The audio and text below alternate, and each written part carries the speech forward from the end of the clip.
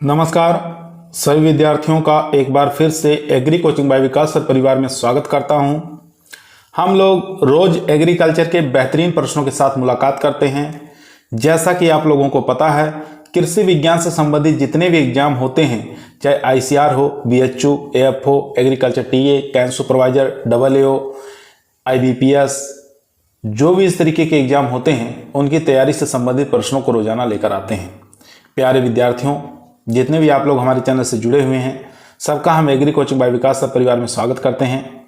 जैसा कि हमारा जो टॉपिक चल रहा था, फसल चक्र एवं सिद्धांत, फसल पद्धतियां एवं फसल प्रणाली, इस पर 1 से लेके 102 क्वेश्चनों तक, 101 क्वेश्चन तक हम लोग सॉल्व कर चुके थे।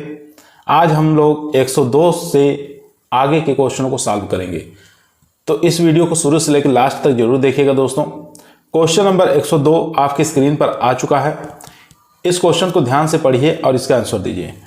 क्वेश्चन कह रहा है इंटरक्रॉपिंग का तात्पर्य क्या है।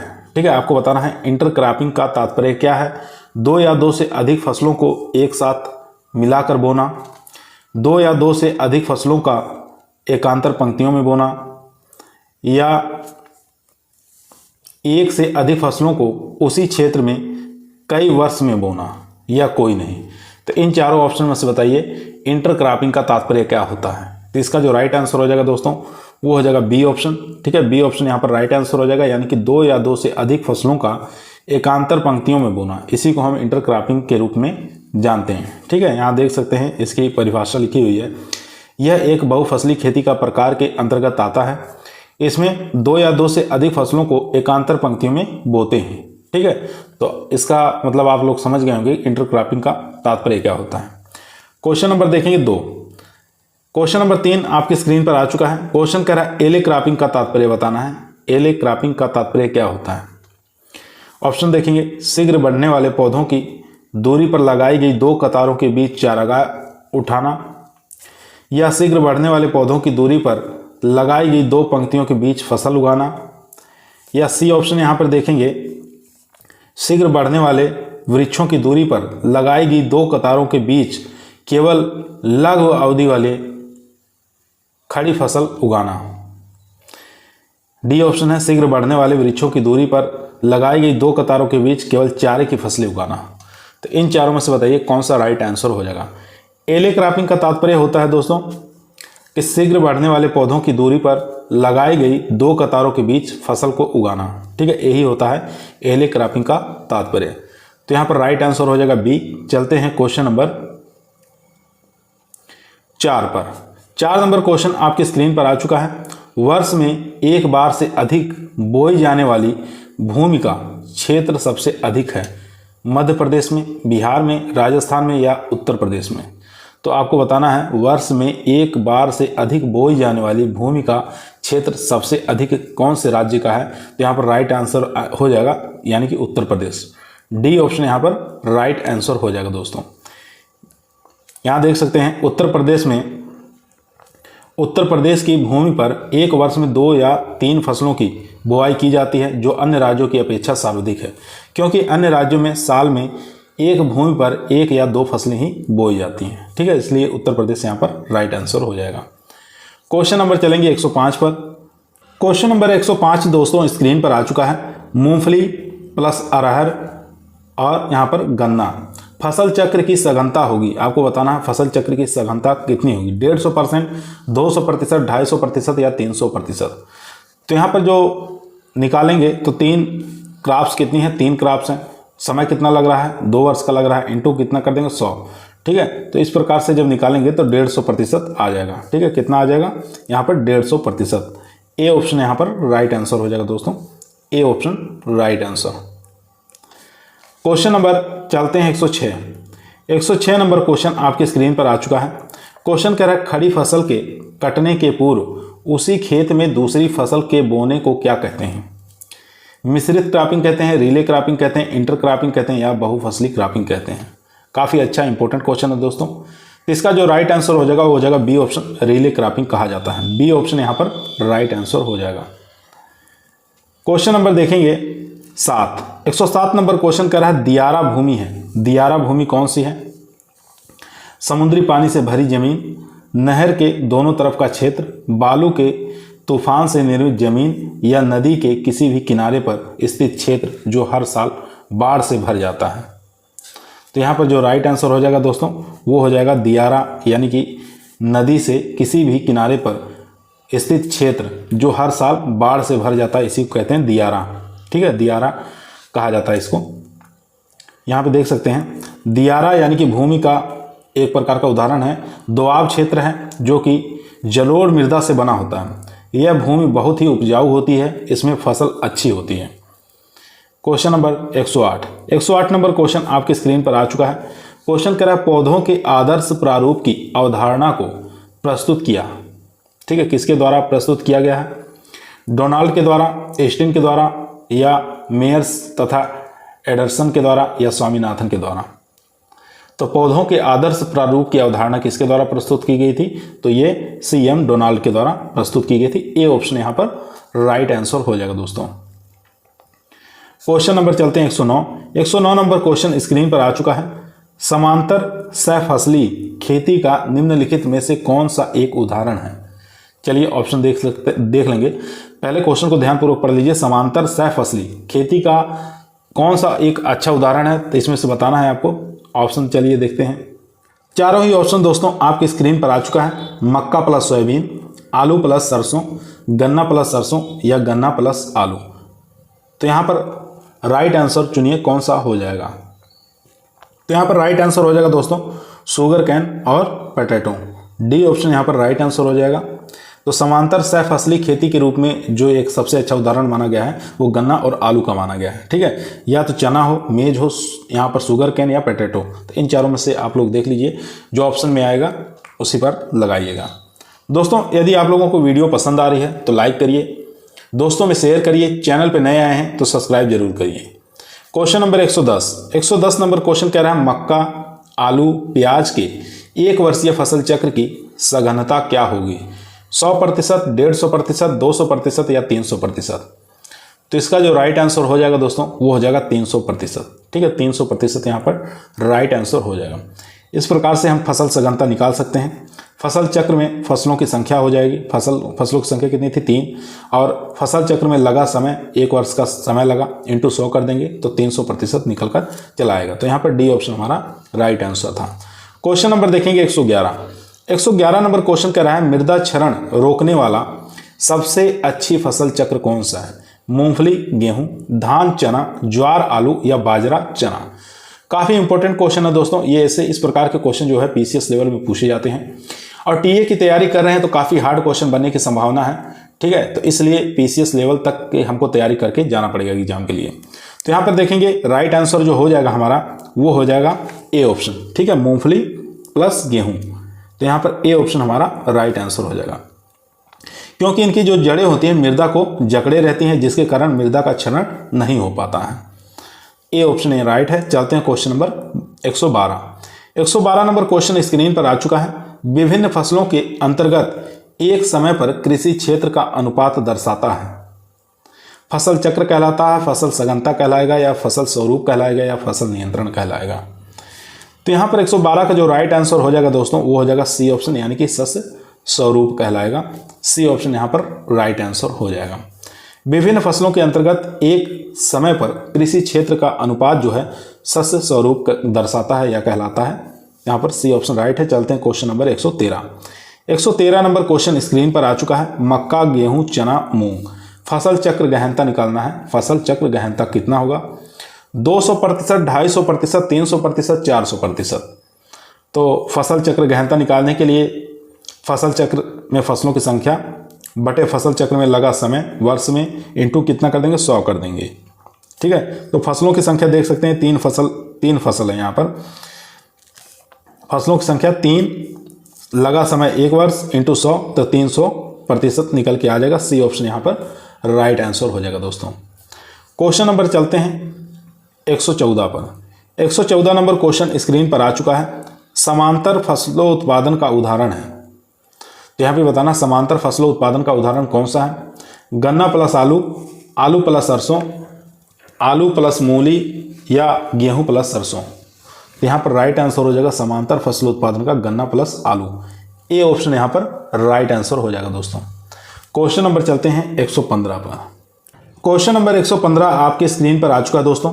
आलू के साथ सरसों की अंतः फसली खेती की संतुप्ति है, तो इसमें से बताना है कौन सा हो जाएगा, रिप्लेसमेंट क्रम में या एडिटिव क्रम में। तो यही एडिटिव क्रम राइट आंसर हो जाएगा यहाँ पर, बी ऑप्शन यहाँ पर राइट आंसर हो जाएगा, समांतर सस्यन। ठीक है, तो यहाँ पर बी ऑप्शन दोस्तों राइट आंसर हो जाएगा, समांतर सस्यन कहते हैं। क्वेश्चन नंबर देखेंगे 116 नंबर क्वेश्चन स्क्रीन पर आ चुका है। रिले क्रॉपिंग का तात्पर्य बताना है। रिले क्रॉपिंग का तात्पर्य क्या होता है? तो रिले क्रॉपिंग का तात्पर्य दोस्तों होता है एक भूमि पर एक ही वर्ष में 4 फसलें उगाना। ठीक है, 4 फसलें उगाना और बोई जाने वाली फसल उसके पहले बोई गई फसल के कटने से पहले बो दी जाए। यानी कि एक फसल आप बो रहे हैं तो दूसरी फसल कटने से पहले ही दूसरी फसल को बो देना, यही हमारा रिले क्रॉपिंग कहलाता है। ठीक है, तो यहाँ पर सी ऑप्शन हमारा राइट आंसर हो जाएगा दोस्तों। क्वेश्चन नंबर देखेंगे 117 नंबर क्वेश्चन कह रहा है मक्के की खड़ी फसल में तोरिया की बुआई मिश्रित खेती कहलाएगी या मिश्रित अंतः कृषि कहलाएगी या रिले सस्यन कहलाएगी या रिले सस्यन। तो इन चारों में से बताइए कौन सा राइट आंसर हो जाएगा। तो इसका राइट आंसर हो जाएगा दोस्तों डी ऑप्शन, रिले सस्यन कहलाएगी। ठीक है, रिले सस्यन, डी ऑप्शन यहाँ पर राइट आंसर हो जाएगा। मक्के की खड़ी फसल में तोरिया की बुआई रिले क्रॉपिंग का सर्वोत्तम एक प्रकार का उदाहरण माना गया है, क्योंकि रिले सस्यन में पहली फसल की कटाई के पूर्व दूसरी फसल की बुआई कर दी जाती है। ठीक है, इसी को रिले क्रॉपिंग कहते हैं। यानी कि पहली फसल की कटाई के पूर्व दूसरी खड़ी फसल की बुआई कर दी जाती है, तो इसी को रिले क्रॉपिंग कहते हैं। चलते हैं question number 18 number question screen पर आ चुका है। आलू की सर्वाधिक उपज प्राप्त होती है जब वो फसल चक्र अपनाते हैं। मक्का आलू गेहूं, मक्का आलू सूरजमुखी, ढैंचा आलू सूरजमुखी या मूंग आलू सूरजमुखी। तो इन चारों में से बताइए कौन सा राइट आंसर हो जाएगा। पूछा आलू की सर्वाधिक उपज कब प्राप्त होती है, कौन सी फसल चक्र अपनाते समय। तो यहाँ पर सी ऑप्शन राइट आंसर हो जाएगा, ढैंचा आलू और सूरजमुखी। ठीक है, सी ऑप्शन यहाँ पर राइट आंसर हो जाएगा दोस्तों, ढैंचा आलू सूरजमुखी। अगर इसको अपनाते हैं तो हमारे आलू की जो उपज है उसमें काफ़ी ज़्यादा वृद्धि होगी। क्वेश्चन नंबर चलते हैं 119 पर। क्वेश्चन स्क्रीन पर आ चुका है दोस्तों। क्वेश्चन कह रहा है प्रदत्त समीकरण के प्रयोग से अधोलिखित में किसका अनुपात लगाया जा सकता है। ठीक है, एक सूत्र है, तो ये सूत्र बताना है किसका है, क्या चीज़ हम इसके द्वारा निकाल सकते हैं। विविधता सूचकांक का है या समकालिक सस्यन सूचकांक का है या बकुलित सस्यन सूचकांक का है या सस्य सघनता सूचकांक का है। तो यहाँ पर कुल फसलों की संख्या इंटू इनका अलग अलग क्षेत्रफल बटे में दिया है फसल उगने के लिए कुल उपलब्ध क्षेत्रफल इंटू 100। ठीक है, तो ये किसका है, तो ये है बकुलित सस्यन सूचकांक का। सी ऑप्शन यहाँ पर राइट आंसर हो जाएगा दोस्तों। ठीक है, सी ऑप्शन यहाँ पर राइट आंसर हो जाएगा, क्योंकि यहाँ देख सकते हैं बकुलित सस्य सूचकांक बराबर कुल फसलों की संख्या इंटू उनका अलग अलग क्षेत्रफल बटे फसल उगाने के लिए कुल उपलब्ध क्षेत्रफल into 100। Question number 120 number question screen पर आ चुका है दोस्तों। क्वेश्चन कह रहा है मूंगफली अरहर गन्ना फसल चक्र की सघनता निकालना है। ठीक है, फसल चक्र की सघनता निकालना है 150%, 200%, 250%, 300%। तो फसल चक्र गहनता निकालने के लिए फसल चक्र में फसलों की संख्या बटे फसल चक्र में लगा समय इंटू 100। ये सूत्र आप लोगों को याद हो गया होगा, क्योंकि ये जो हमारा टॉपिक चल रहा है ये फसल चक्र फसल सघनता निकालने पर आधारित है। ठीक है, तो यहाँ पर देखेंगे फसलें कितनी हो जा रही हैं, 1 2 3, 3 फसलें हो जा रही हैं, 3 हो गया। वर्ष कितना लगा रहा, गन्ना है तो इसलिए 2 वर्ष हो जाएगा इसमें। ठीक है, तो यहाँ पर इंटू 100 कर देंगे तो 300 भाग 2 कर देंगे। ठीक है, तो यहाँ पर राइट आंसर हो जाएगा, यहाँ पर कितना आ जाएगा, तो यहाँ पर जो राइट आंसर हो जाएगा दोस्तों वो हो जाएगा 150। ठीक है, 150% आ जाएगा। 300 भागे 2 तो 150 आ जाएगा। 150% यहाँ पर राइट आंसर हो जाएगा, ए ऑप्शन। क्वेश्चन नंबर देखेंगे 121 नंबर क्वेश्चन स्क्रीन पर आ चुका है। उस फसल पर निशान लगाइए जिसमें क्रॉप लॉगिंग का प्रयोग किया जाता है। ठीक है, क्रॉप लॉगिंग का प्रयोग किया जाता है, मक्का, ज्वार, गन्ना या बाजरा। तो यहाँ पर राइट आंसर हो जाएगा गन्ना। गन्ना में क्रॉप लॉगिंग का प्रयोग किया जाता है, इसलिए सी ऑप्शन यहाँ पर राइट आंसर हो जाएगा दोस्तों। क्वेश्चन नंबर चलते हैं 122 पर। क्वेश्चन नंबर 122 आपकी स्क्रीन पर है। क्वेश्चन कह रहा है टिकाऊ फसल उत्पादन रणनीति निर्भर करती है। तो किस पर निर्भर करेगी ये? समन्वित पादप पोषण तत्व प्रबंधन पर ही निर्भर करेगी। ए ऑप्शन यहाँ पर राइट आंसर हो जाएगा दोस्तों। क्वेश्चन नंबर चलते हैं 123 पर। क्वेश्चन स्क्रीन पर आ चुका दोस्तों। अंतर्वर्ती खेती में बताना है, अंतर्वर्ती खेती में यदि एक फसल की उपज वृद्धि दूसरी फसल की उपज वृद्धि में सहायक हो तो उसे क्या कहते हैं? काफ़ी अच्छा इंपॉर्टेंट क्वेश्चन है दोस्तों। तो उसको कहते हैं संपूरक कहा जाता है। बी ऑप्शन यहाँ पर राइट आंसर हो जाएगा, संपूरक के नाम से जाना जाता है। यहाँ पर देख सकते हैं कि जिन उपजों में उत्पादन साधनों के प्रयोग में प्रतिस्पर्धा न होकर पारस्परिक सहयोग होता है, अर्थात एक फसल का उत्पादन बढ़ने पर दूसरी फसल के उत्पादन की वृद्धि हो, उसे अंतर्वर्ती खेती कहते हैं। ठीक है, और इस अवस्था को संपूरक उत्पादन कहते हैं। जैसे मिश्रित फसल गेहूं प्लस चना का एक प्रकार का उत्तम उदाहरण है। ठीक है, गेहूं प्लस चना ये एक प्रकार का उदाहरण है, उदाहरण भी पूछ सकता है, तो ये भी आपको याद रखना है। क्वेश्चन नंबर देखेंगे 124 नंबर क्वेश्चन कह रहा है अधोलिखित कथन को पढ़िए एवं सहफसली खेती में फसलों की संतुप्त पंक्ति अनुपात को चिन्हित कीजिए। आलू प्लस राई 2:1, आलू प्लस राई 3:1, या आलू प्लस राई 4:1, या आलू प्लस राई 5:1। तो इसमें से कौन सा राइट आंसर हो जाएगा दोस्तों? इसका जो राइट आंसर हो जाएगा वो हो जाएगा सी ऑप्शन, यानी कि आलू प्लस राई 4:1। सी ऑप्शन यहाँ पर राइट आंसर हो जाएगा। यहाँ देख सकते हैं आलू की प्रत्येक 4 कतारों के बाद वाली जो नाली है उसमें सरसों यानी कि राई की आलू पर मिट्टी चढ़ाने के बाद बुआई की जाती है। पानी देते समय नाली का मुंह बंद कर देना चाहिए। ठीक है, यानी कि 4, इसलिए 4:1 आ गया, यानी कि 4 अगर आलू की हम नालियाँ बनाए हैं उसके बाद 5वीं जो नाली है उसमें सरसों की क्रॉप लगा देंगे। क्वेश्चन नंबर देखेंगे 125। क्वेश्चन कह रहा है रिले क्रॉपिंग का उदाहरण है। रिले क्रॉपिंग का उदाहरण बताना है कौन सा? मक्का गेहूं चरी, मक्का आलू गेहूं लोबिया, धान गेहूं गन्ना। तो यहाँ पर राइट आंसर हो जाएगा सी ऑप्शन, मक्का आलू गेहूं लोबिया। ये एक प्रकार का रिले क्रॉपिंग का उदाहरण है। सी ऑप्शन यहाँ पर राइट आंसर हो जाएगा दोस्तों। पहली फसल की कटाई से पूर्व दूसरी फसल की बुआई करना जिससे मृदा खाली न हो, उसमें दलहन फसलें सम्मिलित हो, उसी को क्या कहते हैं? रिले क्रॉपिंग कहलाता है। जैसे उदाहरण मक्का आलू गेहूं लोबिया। क्वेश्चन नंबर देखेंगे 126 नंबर क्वेश्चन स्क्रीन पर आ चुका है। टिकाऊ कृषि प्राप्त की जा सकती है अधिक साधनों से, अधिक अनुदान से, अधिक तकनीक सहायक से, या उत्पादों के अच्छे मूल्यों से। तो टिकाऊ कृषि प्राप्त की जा सकती है, किससे प्राप्त की जा सकती है? अधिक तकनीक सहायक से। ठीक है, सी ऑप्शन यहाँ पर राइट आंसर हो जाएगा दोस्तों। सी ऑप्शन राइट आंसर हो जाएगा। क्वेश्चन नंबर चलते हैं 127 पर। क्वेश्चन नंबर 127 आपके स्क्रीन पर आ चुका है दोस्तों। क्वेश्चन करा विभिन्न फसलों को एक भूमि में एक निश्चित क्रम में लगाने की प्रक्रिया को क्या कहते हैं? मिश्रित खेती कहते हैं, फसल का चक्रीयकरण कहते हैं जिसको क्रॉप रोटेशन के नाम से जानते हैं, या आवरण फसल कहते हैं, कवर क्रॉपिंग के नाम से जानते हैं, या रिले क्रॉपिंग के नाम से जानते हैं। तो यहाँ पर जो राइट आंसर हो जाएगा दोस्तों वो हो जाएगा क्रॉप रोटेशन। बी ऑप्शन यहाँ पर राइट आंसर हो जाएगा। अब इसकी परिभाषा देखेंगे। क्रॉप रोटेशन की परिभाषा क्या होती है कि विभिन्न फसलों को एक भूमि में एक निश्चित क्रम में लगाने की प्रक्रिया को या फसल को या क्या कहते हैं? चक्रीकरण, क्रॉप रोटेशन कहते हैं। मिश्रित फसल की बात करेंगे तो कृषि प्रणाली का वह प्रकार जिसमें फसलों उत्पादन के साथ साथ डेयरी हो, मछली पालन हो, मधुमक्खी पालन हो, ठीक है, ये सब किया जाता है, उसको मिश्रित खेती कहते हैं। क्वेश्चन नंबर चलते हैं 128 पर। 128 नंबर क्वेश्चन आपकी स्क्रीन पर आ चुका है।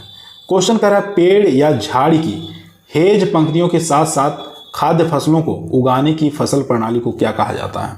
काफ़ी अच्छा इंपॉर्टेंट क्वेश्चन है दोस्तों। उद्यान पथ कहते हैं, मिश्रित फसल कहते हैं, अंतर फसल कहते हैं, या मिश्रित अंतर फसल कहते हैं, या मिक्स्ड इंटरक्रॉपिंग के नाम से जाना जाता है। तो यहाँ पर राइट आंसर हो जाएगा दोस्तों एले क्रॉपिंग के नाम से इसको जानते हैं। ए ऑप्शन यहाँ पर राइट आंसर हो जाएगा। अब इसकी परिभाषा देख लेते हैं एले क्रॉपिंग की। पेड़ या झाड़ी की रेंज या सर्व पंक्तियों के साथ साथ खाद्य फसलों को उगाने की फसल प्रणाली को क्या कहते हैं, एले क्रॉपिंग के नाम से भी जानते हैं, ठीक है, या कहते हैं। तो यहाँ पर जो हमारा राइट आंसर था ए ऑप्शन। क्वेश्चन नंबर चलते हैं 130 पर। क्वेश्चन 130 आपके स्क्रीन पर आ चुका है दोस्तों। क्वेश्चन कह रहा है the cropping system which has maximum area in India. ठीक है, आपको बताना है तो कौन सा क्रॉपिंग सिस्टम है जो सबसे ज़्यादा एरिया को कवर करता है। तो यहाँ पर जो राइट आंसर हो जाएगा दोस्तों वो हो जाएगा यानी कि राइस और वीट, गेहूँ, इसमें चावल और गेहूँ। ठीक है, यहाँ पे देख सकते हैं the rice wheat cropping system has maximum area in India. ठीक है, तो यहाँ पर बी ऑप्शन हमारा राइट आंसर हो जाएगा। उसके बाद क्वेश्चन नंबर देखेंगे 131 नंबर क्वेश्चन कह रहा है एग्री सिल्वीकल्चर, इसका तात्पर्य क्या है, यानी एग्री सिल्वीकल्चर है, इसके अंदर किसका किसका प्रयोग करते हैं। तो एग्री सिल्वीकल्चर के अंदर हम क्रॉप्स का प्रयोग करते हैं और ट्री का प्रयोग करते हैं। ठीक है, फसलों का और पेड़ों का प्रयोग किया जाता है एग्री सिल्वीकल्चर के अंदर। ये बहुत बार एग्जाम में पूछा जाता है और भी कुछ इससे रिलेटिव पूछे जाते हैं, जैसे कि एग्री सिल्वीकल्चर हो गया, इसमें क्रॉप्स का और फॉरेस्ट क्रॉप का, इन दोनों का प्रयोग किया जाता है। फॉरेस्ट क्रॉप जो होता है इसको सिल्वीकल्चर के नाम से भी जाना जाता है। उसके बाद यहाँ पर ये पूछा जाता है एग्री हॉर्टी सिल्वीकल्चर सिस्टम। ठीक है, एग्री हॉर्टी सिल्वीकल्चरल सिस्टम पूछा जाता है। तो इसके अंदर आ जाएगा एग्रीकल्चर क्रॉप्स आ जाएंगी, हॉर्टिकल्चर क्रॉप्स आ जाएंगी और सिल्वीकल्चर आ जाएगा। उसके बाद एग्रो साइलो पास्चुरल सिस्टम पूछा जाता है। तो इसके अंदर ये आ जाता है एग्रीकल्चर क्रॉप्स आ जाती हैं, फॉरेस्ट क्रॉप्स आ जाती हैं और पास्चुरल मैनेजमेंट आ जाता है। ठीक है, एग्री सिल्वी एक्वाकल्चर सिस्टम पूछा जाता है। तो इसके अंदर एग्रीकल्चर क्रॉप्स आ जाती हैं, फॉरेस्ट क्रॉप आ जाते हैं और मछली उत्पादन आ जाता है, फिश प्रोडक्शन आ जाता है। तो ये सब आप याद रखेंगे कौन सा किसके अंतर्गत आता है, क्योंकि एग्जामों में इससे रिलेटिव बहुत सारे क्वेश्चन बनते हैं। चलते हैं क्वेश्चन नंबर 132 पर। क्वेश्चन आपकी स्क्रीन पर आ चुका है ढाल के विपरीत फसलोत्पादन की उचित विधि है फसल चक्र, पट्टीदार खेती, शुष्क खेती या इनमें से कोई नहीं। तो ढाल के विपरीत फसलोत्पादन की उचित विधि कौन सी हो जाएगी इसमें, वो हो जाएगी यहाँ पर पट्टीदार खेती। ठीक है, पट्टीदार खेती यहाँ पर बी ऑप्शन राइट आंसर हो जाएगा। चलते हैं क्वेश्चन नंबर 135 पर।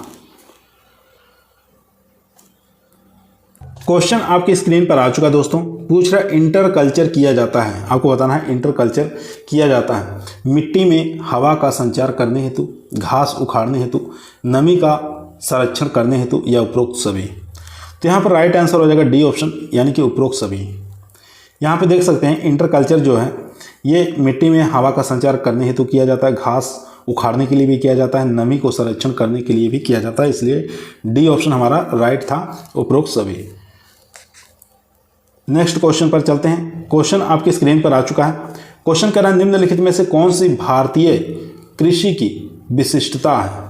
तो भारतीय कृषि की विशिष्टता इसमें से बताना है मौसमी वर्ष की निर्भरता या नगदी फसलों के उत्पादन या भूमि जोत का समान वितरण या अधिक पूंजी निवेश।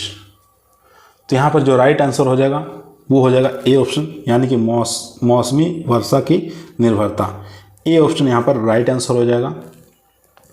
यहाँ पे देख सकते हैं निम्नलिखित में से निम्न में से मौसमी वर्षा की निर्भरता भारतीय मौसम की विशिष्टता है, जैसे कृषि पर जनसंख्या का दबाव, जानवरों का महत्व, विभिन्न प्रकार की फसलें, खाद्य फसलों की प्रधानता या जीविका कृषि। ठीक है, ये सब भारतीय कृषि के अन्य विशिष्टता हैं। इसके अलावा चलते हैं नेक्स्ट क्वेश्चन पर। क्वेश्चन आपकी स्क्रीन पर आ चुका है दोस्तों। क्वेश्चन कह रहा है क्रॉप रोटेशन के संबंध में इनमें से कौन सा बयान सही नहीं है, बताना कौन सा इसमें से बयान जो है वो सही नहीं है। एक दल के बाद द्विदल लगाना, ठीक है, यानी कि एक दलहनी वाली एक लेग्यूम वाली फसल लगाने के बाद दूसरी दलहनी वाली फसल लगाना। दूसरा ऑप्शन है तरकारी के लिए जो संभावित कीटनाशक का उपयोग हो वह प्रतिरोधी होना चाहिए। सी ऑप्शन है यहाँ पर धीमी फीडर के बाद भारी फीडर को लगाना। डी ऑप्शन है गहराई तक जाने वाली जड़ों वाली फसलों के बाद उसी विधि में फसलें उगानी चाहिए। तो यहाँ पर डी ऑप्शन राइट, इसमें इनकरेक्ट पूछा था तो इनकरेक्ट हमारा डी ऑप्शन हो जाएगा। ठीक है, यहाँ पे देख सकते हैं कि यानी दलहनी फसलों के बाद द्विदल यानी नॉन लेग्यूम वाली फसलें लगाना, लेग्यूम क्रॉप के बाद नॉन लेग्यूम वाली क्रॉप लगाना, ये लगाना होता है। ठीक है, उसके बाद यहाँ पे देखेंगे तरकारी के लिए संभाव्य कीटनाशकों के उपयोग हो तथा प्रतिरोधी होना चाहिए, ये भी ठीक है। और यहाँ पे धीमी फीडर के बाद भारी फीडर वाली फसलें लगाना, ये तीनों सही था। यहाँ पर इनकरेक्ट पूछा था तो हमारा यहाँ पर आ जाएगा डी ऑप्शन। ठीक है, यानी कि गहराई तक जाने वाली जड़ों वाली फसल के बाद उसी विधि की फसल उगानी चाहिए, ऐसा नहीं होता है, इसलिए हमारा डी ऑप्शन राइट आंसर हो जाएगा। क्वेश्चन नंबर देखेंगे, निम्नलिखित बयानों पर ध्यान दीजिए। अभिचालित शस्य उत्पादन अंतर्निहित है, इसमें से बताना है कौन सा अभिचालित शस्य उत्पादन अंतर्निहित है।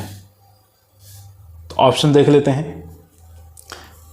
फर्स्ट क्या कह रहा है, प्रथम फसल के परिपक्व होने के बाद ही द्वितीय फसल को बोना चाहिए, वह भी फसल की कटाई नज़दीक आने के बाद ही बोना चाहिए।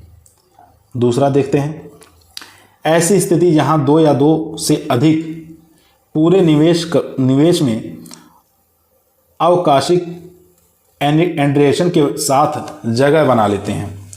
तीसरा है, उपरोक्त दोनों बयानों के साथ किसी भी तरह की स्पर्धा न करते हुए दो फसलों के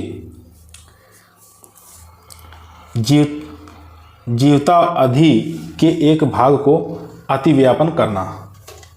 तो यहाँ पर जो राइट आंसर था 1 और 3 सही है। ठीक है, 1 और 3 सही है, यानी थर्ड ऑप्शन यहाँ पर है। उसके बाद एक देखेंगे यहाँ पर है, 1 और 3 इसमें राइट आंसर हो जाएगा, बाकी सेकंड वाला ये इनकरेक्ट हो जाएगा। चलते हैं नेक्स्ट क्वेश्चन पर। क्वेश्चन स्क्रीन पर आ चुका है। क्वेश्चन कह रहा है भारतीय खेती जो है यानी कि इंडियन फार्मिंग सिस्टम जो है कैसा बन गया है। तो ये बन गया है टेक्नोलॉजी ओरिएंटेड। ठीक है, तकनीकी उन्मुख बन गया है। बी ऑप्शन यहाँ पर राइट आंसर हो जाएगा। क्वेश्चन नंबर चलते हैं नेक्स्ट पर। क्वेश्चन कह रहा है एक किसान अपने खेत में इच्छुक कपास गेहूं का प्रयोग करता है तो उसके अपने खेत में फसल घनत्व की तीव्रता होगी 100%, 150, 200 या 300। तो यहाँ पर जो राइट आंसर हो जाएगा दोस्तों वो हो जाएगा 300%। डी ऑप्शन यहाँ पर राइट आंसर हो जाएगा। क्वेश्चन देखेंगे 166। क्वेश्चन कह रहा है आजकल की अनुवर्ती फसल है। आजकल की अनुवर्ती फसल कौन सी है इसमें से बताना है। गाय मटर, चना दाल, तूर दाल या मटर। तो इसका जो राइट आंसर हो जाएगा दोस्तों वो हो जाएगा गाय, काउपी। ए ऑप्शन यहाँ पर राइट आंसर हो जाएगा काउपी। चलते हैं क्वेश्चन नंबर 167। क्वेश्चन कह रहा है संरक्षण कृषि ज़्यादातर किस पर निर्भर करती है। तो संरक्षण कृषि ज़्यादातर निर्भर रहती है, किस पर निर्भर रहती है ये आपको बताना है। न्यूनतम मशीन, जमीन की बाधा, ये एकदम राइट है। जमीन का अवशेषों से आच्छादन, ये भी सही है। उसके बाद फसल विविधता, यानी कि उपरोक्त सभी डी ऑप्शन हमारा राइट आंसर हो जाएगा। चलते हैं नेक्स्ट क्वेश्चन पर। क्वेश्चन आपकी स्क्रीन पर आ चुका है दोस्तों। क्वेश्चन कर रहा है ग्रेडेड बेंच टेरेसिंग किस भू ढलान के लिए अनुमोदित है। 0 से 10%, 10 से 15%, 16 से 33% या 33% से अधिक। तो यहाँ पर राइट आंसर हो जाएगा सी ऑप्शन, यानी कि 16 से 33%। सीढ़ीनुमा खेती जो होती है इसका प्रयोग हम 16 से लेकर 33% ढलान युक्त क्षेत्रों में होती हैं। पहाड़ी और असमतल क्षेत्रों में कृषि कार्य करने के लिए ब्रेंच उत्तल का निर्माण आवश्यक होता है। ठीक है, तो 16 से 33% आपको याद रखना है। चलते हैं नेक्स्ट क्वेश्चन पर। क्वेश्चन आपकी स्क्रीन पर आ चुका है। Which one of the following is the cropping intensity if the total net cultivated area 9 hectare and the total cropped area 18 hectare. ठीक है, तो 50% आएगा, 200%, 150 या 150%। तो क्रॉपिंग इंटेंसिटी निकालना है तो इस प्रकार से हम निकाल सकते हैं, यहाँ देख सकते हैं। ठीक है, ये फार्मूला है क्रॉपिंग इंटेंसिटी निकालने का। टोटल क्रॉपेड एरिया फिर नेट कल्टीवेशन एरिया इंटू 100 कर देंगे, 18/9 इंटू 100, 200% आ जाएगा। ठीक है, तो उसके बाद इसमें घटाया जाएगा तो 135 यहाँ पर बी ऑप्शन हमारा राइट आंसर हो जाएगा दोस्तों। ठीक है, बी ऑप्शन यहाँ पे देख सकते हैं 200% इसका राइट आंसर आ जाएगा निकल कर। क्वेश्चन नंबर देखेंगे, उत्तर प्रदेश में सर्वाधिक क्षेत्रफल वाला फसल चक्र कौन सा है? धान, गेहूं, बाजरा, गेहूं, मक्का, सरसों या ज्वार, चना। तो उत्तर प्रदेश में सर्वाधिक क्षेत्रफल वाला फसल चक्र बताना है तो यहाँ पर राइट आंसर हो जाएगा धान, गेहूं। ए ऑप्शन यहाँ पर राइट आंसर हो जाएगा। अगर इन दोनों का फसल चक्र गहनता निकालें तो 200% आ जाएगा। ये भी आपको याद रखना है क्योंकि पूछ सकता है एग्जाम में, बहुत बार पूछा गया है। फिर देखेंगे क्वेश्चन कह रहा है मक्का, आलू, गेहूं, मूंग फसल चक्र का एक उदाहरण है। अंतः फसली का है, समांतर फसली का, रिले फसली का या उपरोक्त में से कोई नहीं। तो यह एक प्रकार का रिले फसली का उदाहरण है। सी ऑप्शन यहाँ पर राइट आंसर हो जाएगा दोस्तों। चलते हैं नेक्स्ट क्वेश्चन पर। क्वेश्चन आपकी स्क्रीन पर आ चुका है। अरहर गेहूं फसल चक्र के लिए अरहर की उपयुक्त प्रजाति कौन सी है? ठीक है, अगर अरहर और गेहूं की फसल चक्र के लिए तो अरहर की वैरायटी बताना है कौन सी सबसे उपयुक्त रहती है, T7, T17, बहार या उपास 120। तो इसका राइट आंसर हो जाएगा उपास 120। ठीक है, डी ऑप्शन यहाँ पर राइट आंसर हो जाएगा। अरहर की कुछ अन्य किस्में वो आती हैं जैसे टाइप 7 है, शारदा है, मुक्ता है, लक्ष्मी है, बहार है, बसंत है, पूजा 2002 है, ICPH 2673। ये सब किसकी किस्में हैं? ये सब अरहर की किस्में हैं। ठीक है, तो इन सबको भी आपको याद रखना है। चलते हैं नेक्स्ट क्वेश्चन पर। क्वेश्चन आपकी स्क्रीन पर आ चुका दोस्तों। कौन सा एक रिले सस्यन का उदाहरण है? धान गेहूँ, सोयाबीन गेहूँ, मक्का गेहूँ या मक्का आलू कद्दू वर्गीय सब्जियां। तो यहाँ पर डी ऑप्शन हमारा राइट आंसर हो जाएगा, मक्का कद्दू वर्गीय सब्जियां। तो यहाँ पर देख सकते हैं इंपॉर्टेंट चीज़ लिखा हुआ है कि रिले सस्यन का उदाहरण मक्का आलू कद्दू वर्गीय सब्जियां हैं। रिले क्रॉपिंग के अंतर्गत एक फसल के काटने से थोड़ा पहले दूसरी फसल को बुआई कर देते हैं। इस प्रकार एक साथ 3 से 4 फसलों को उगाते हैं जिसमें खेत कभी क्या रहता है, खाली नहीं रहता है। ठीक है, हमेशा खेत जो है बिजी रहता है। तो यहाँ पर डी ऑप्शन हमारा राइट आंसर था। चलते हैं नेक्स्ट क्वेश्चन पर। क्वेश्चन आपकी स्क्रीन पर आ चुका है। क्वेश्चन कह रहा है निम्नलिखित में से किस सहफसली खेती का उनकी सहफसलों पर लाभदायक प्रभाव रहता है? ऑप्शन देखेंगे, शरदकालीन गन्ना प्लस सरसों, शरदकालीन गन्ना प्लस चना, शरदकालीन गन्ना प्लस गेहूँ, शरदकालीन गन्ना प्लस गेहूँ। तो राइट आंसर हो जाएगा बी ऑप्शन, शरदकालीन गन्ना प्लस चना। बी ऑप्शन यहाँ पर राइट आंसर हो जाएगा। चलते हैं नेक्स्ट क्वेश्चन पर। क्वेश्चन आपकी स्क्रीन पर आ चुका है। क्वेश्चन कह रहा है सघन कृषि के लिए उनकी जरूरत पड़ती है अधिक मृदा, अधिक पूंजी तथा अधिक भूमि, पूंजी या उपरोक्त सभी। तो इसका राइट आंसर हो जाएगा दोस्तों सी ऑप्शन, पूंजी की जरूरत पड़ती है। सी ऑप्शन यहाँ पर राइट आंसर हो जाएगा। ठीक है, यहाँ देख सकते हैं जमीन को अधिक परिश्रम की, पूंजी की, उर्वरकता की, कीटनाशक आदि डालकर अधिक उत्पादन लिया जाता है। तो यहाँ पर पूंजी जो है राइट आंसर हो जाएगा। चलते हैं नेक्स्ट क्वेश्चन पर। क्वेश्चन आपकी स्क्रीन पर आ चुका है। लीसा संबंधित है, बताना लीसा किससे संबंधित है? अकार्बनिक खेती से, कार्बनिक खेती से, या उपरोक्त दोनों में से, या उपरोक्त में से कोई नहीं। तो लीसा का जो संबंध है वो है उपरोक्त में से कोई नहीं। डी ऑप्शन यहाँ पर राइट आंसर हो जाएगा। ठीक है, यह एक कृषि पद्धति है जिसमें कम से कम लागत लगाकर हम सतत कृषि करते हैं। ठीक है, लीसा का फुल फॉर्म भी आपको याद होना चाहिए। चलते हैं नेक्स्ट क्वेश्चन पर। क्वेश्चन कह रहा है लकड़ी उत्पादन एवं घरेलू पशुओं की देखभाल के साथ साथ प्रबंधन को क्या कहते हैं? सिल्वीकल्चर कहते हैं, सिल्वी पेस्टोरल कहते हैं, या एग्री सिल्वीकल्चर या एग्री हॉर्टी सिल्वीकल्चर। तो यहाँ पर जो राइट आंसर हो जाएगा दोस्तों वो हो जाएगा हमारा बी ऑप्शन, यानी कि सिल्वी पेस्टोरल कहते हैं। बी ऑप्शन यहाँ पर राइट आंसर हो जाएगा। चलते हैं नेक्स्ट क्वेश्चन पर। क्वेश्चन आपकी स्क्रीन पर आ चुका दोस्तों। क्वेश्चन कह रहा है निम्नलिखित समीकरण द्वारा किसकी गणना की जा सकती है? तो इस समीकरण द्वारा बताना है किसकी गणना कर सकते हैं। समीकरण है हार्वेस्ट डाइवर्सिटी इंडेक्स इंटू 10,000 बटे मल्टीपल क्रॉपिंग इंडेक्स। तो इससे जो हम गणना करते हैं वो गणना करते हैं, सी ऑप्शन हमारा राइट आंसर हो जाएगा, साइमल्टेनियम क्रॉपिंग इंडेक्स का। ठीक है, सी ऑप्शन यहाँ पर राइट आंसर हो जाएगा। देख सकते हैं यहाँ पर सूत्र लिखा हुआ है साइमल्टेनियम क्रॉपिंग इंडेक्स। ठीक है, तो harvest diversity index into 10,000 multiple cropping index. ठीक है, तो इससे हम गणना करते हैं साइमल्टेनियम क्रॉपिंग इंडेक्स का। क्वेश्चन आपकी स्क्रीन पर आ चुका दोस्तों। निम्नलिखित फसलों में लंबे दिन वाली कौन सी है? इसमें से बताना है लंबे दिन वाली फसल कौन सी है। धान है, गेहूं है, मक्का है, ज्वार है। तो राइट आंसर हो जाएगा इसका यहाँ पर बी ऑप्शन, यानी कि गेहूं। ठीक है, गेहूं यहाँ पर राइट आंसर हो जाएगा। निम्नलिखित फसलों में से लंबे दिन वाली जो फसल है वो गेहूं है। मोटे तैयार पर जिन फसलों की बुआई रबी में की जाती है उसे हम लॉन्ग डे प्लांट के नाम से इसको जानते हैं। ठीक है, इसमें गेहूं जो है आ जाएगा और 60 डे प्लांट के अंदर धान याद रखेंगे। चलते हैं नेक्स्ट क्वेश्चन पर। क्वेश्चन आपकी स्क्रीन पर आ चुका है। क्वेश्चन कह रहा है क्रॉप प्रोडक्शन रिलेटेड है किससे? तो ये रिलेटेड है प्रोडक्शन ऑफ क्रॉप से। ठीक है, बी ऑप्शन यहाँ पर राइट आंसर हो जाएगा दोस्तों। नेक्स्ट क्वेश्चन कह रहा है फसल कटाई सूचकांक अनुपात है।